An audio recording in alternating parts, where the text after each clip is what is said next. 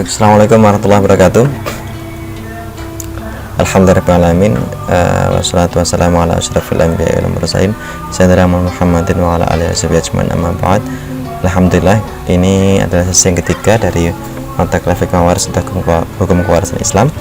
Pada hari ini kita akan belajar tentang beberapa hal yang perlu diselesaikan sebelum pembagian waris atau ketentuan-ketentuan umum dalam pembagian waris. Baik, kita mulai.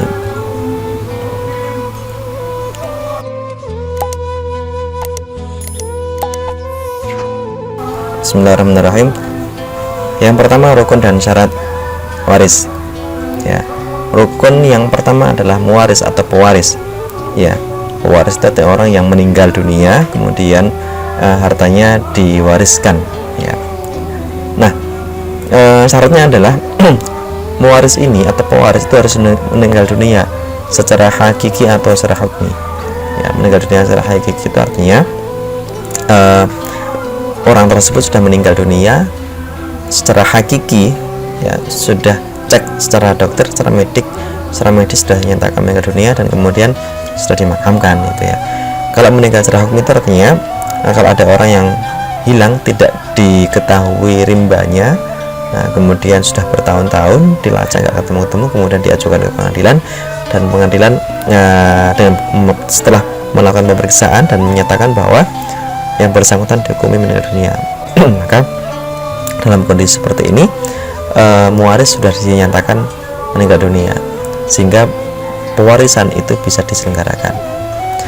Yang kedua, rukun yang kedua adalah waris atau ahli waris. Ya, syaratnya adalah ahli waris ini benar-benar hidup setelah meninggalnya muwaris. Ya, jadi dia hidup, benar-benar hidup, bukan semata dinyatakan atau dinyatakan bukan diduga hidup, tapi benar-benar hidup.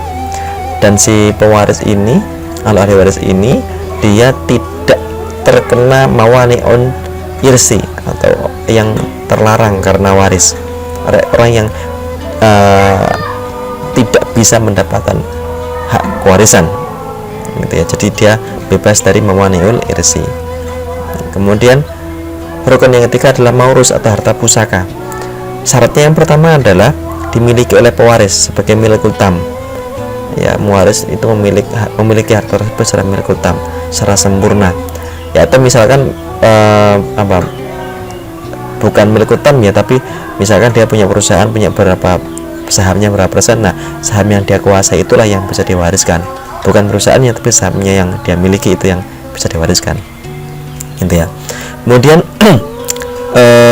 kalau misalkan dia memiliki motor, tapi dari motor itu dia sama temennya menguasai motor saya bersama-sama, ya, separuhan misalnya, ya udah berarti separuh milik dia itu yang bisa diwariskan.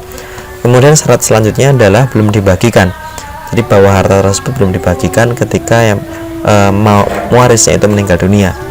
Kalau sudah dibagikan, maka ya itu statusnya bukan menjadi harta milik muwaris lagi, itu sudah menjadi orang yang diberikan tadi itu, ya, menjadi milik orang yang penerima hibah atau penerima sedekah tadi itu. Baik, kemudian sebab mewarisi. Ya, dalam Islam kita mengenal beberapa sebab seseorang mendapatkan menjadi ahli waris. Yang pertama karena hubungan darah. Ini hubungan darah bisa ke atas ataupun ke bawah, ya. Ke atas dia bapak, kemudian kakek, nenek, kemudian kalau ke atas nyamping sedikit itu ya paman, ya. Kemudian ibnul am itu anak paman. Atau ke bawah berarti ya anak, cucu dan seterusnya, cicit, gitu ya. Kemudian hubungan perkawinan suami dan istri itu bisa saling mewarisi dengan catatan semua kedua belah pihak ketika si yang bersangkutan meninggal masih dalam status perkawinan yang sah, nah, gitu ya, atau masih dalam status iddah talak raj'i, gitu ya. Kalau dalam status iddah talak bain surah Batum Kubra, ini para ulama berbeda pendapat, ya. Ada yang menyatakan masih mewarisi, ada yang menyatakan tidak bisa saling mewarisi. Kemudian yang ketiga adalah sebab wala. Wala itu artinya memerdekakan budak. ya, majikan yang memerdekakan budak bagi hambanya. Maka kalau hamba tadi itu kelak dia sudah merdeka dan dia punya harta, kemudian dia meninggal dunia, maka orang yang memerdekakan tadi itu berhak untuk mendapatkan bagian dari warisannya. Itu ya, itu dulu ya, sekarang udah tidak ada hubungan wala karena sistem perbudakan sudah dihapus. Ya, kemudian ini tadi yang seperti kita lihat di depan ya, ada mawani warisi. Mawani warisi ini adalah status kondisi yang terdapat di dalam ahli waris, yang kalau kondisi ini ada, maka ahli waris tadi itu terhalang, hak kewarisannya terhalang, gitu ya. Artinya dia nggak mendapatkan bagian sama sekali. Nah, mawani ini beda dengan hijab, ya. Kalau mawani itu dia terhalang secara selama yang mu'abbad itu ya. Kalau hijab itu kan hanya terhalang pada aspek hitungannya. Ya, nanti kita ada pembahasan tentang hijab hirman dan hijab nuksan. Hijab hirman itu artinya karena ada faktor kerabat yang lebih dekat, ya. Kalau hijab itu terhalangnya seseorang untuk mendapatkan hak waris karena ada ahli waris yang lebih dekat ke pewarisnya, gitu ya. Bisa terhijab secara hirman atau terhijab secara nuksan. Kalau yang hirman ya misalnya paman itu tidak mendapatkan bagian jika masih saudara itu nggak bisa mendapatkan bagian. Kenapa? Karena masih ada anak misalkan. Kalau hijab nuksan itu ya seperti ayah, ibu, kalau ada anak bagiannya menjadi berkurang, suami atau istri. Nah, itu kalau ada anak jatahnya menjadi berkurang, gitu ya. Kalau suami nggak ada anak dapatnya setengah, kalau ada anak dapatnya seperempat. Demikian kalau istri dapatnya seperempat, kalau nggak ada anak, kalau ada anak jadinya seperdelapan. Ini berkurang. Nah, mawani irsi itu berbeda dengan hijab, gitu ya. Penghalang yang pertama adalah perbedaan agama. Ya, kalau yang bersangkutan, kalau ada mewaris dan ahli waris itu berbeda agama, misalkan si pewarisnya muslim, kemudian mewarisnya itu non muslim, maka si ahli waris tadi yang non muslim tidak mendapatkan bagian. Pertanyaannya adalah kapan penentuan seseorang itu dinyatakan beda atau sama agamanya? Ditentukannya saat si pewarisnya meninggal dunia. Ya, jadi kalau kita pewaris meninggal dunia dan si ahli warisnya itu berbeda agama, maka dia tidak mendapatkan bagian, gitu ya. Tapi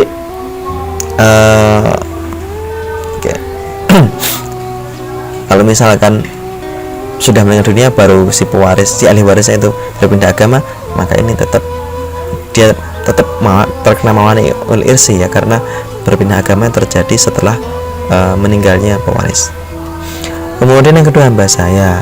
Hamba sahaya menyebabkan terhalangnya warisan, tapi sekarang udah nggak ada ya. Kemudian pembunuhan, ini ahli waris itu terhalang mendapatkan warisan jika ia melakukan pembunuhan terhadap si pewarisnya. Ya, kenapa ya? Karena ogiba bihirmanihi, dia berupaya untuk mendapatkan hak sebelum haknya itu ada, maka dia dihukumi atau diberikan sanksi berupa hirman, terhalangnya waris. Nanti ada perdebatan tentang apakah pembunuhan itu secara sengaja atau tidak itu, tapi kalau prinsipnya adalah di situ ada pembunuhan dan itu pembunuhan bersifat sengaja, maka ya tetap tidak diperbolehkan. Bagaimana kalau pembunuhan syibul amdi ya? Nah, ini ada perdebatan panjang, nanti kita bahas, bisa didiskusi ya. Oke, kemudian sebelum pembagian warisan, apa yang perlu dilakukan? Sebelum pembagian pewarisan, yang perlu dilakukan yang pertama adalah mengurus jenazah.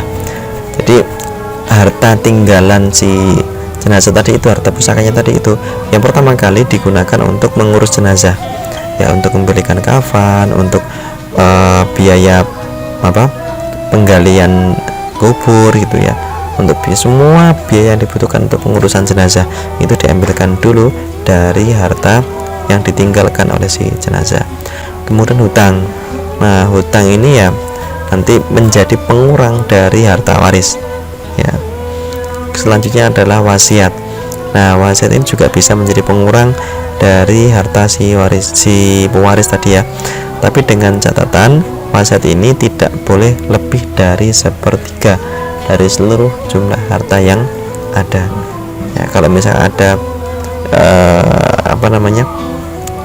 lebih dari sepertiga, maka kelebihannya itu tidak bisa dieksekusi. Oke, baik, demikian yang dapat saya sampaikan. Kita sambung dengan diskusi di kolom komentar ya. Jangan lupa subscribe untuk tidak ketinggalan materi selanjutnya. Saya akhiri, kurang lebihnya maaf. Wassalamualaikum warahmatullahi wabarakatuh.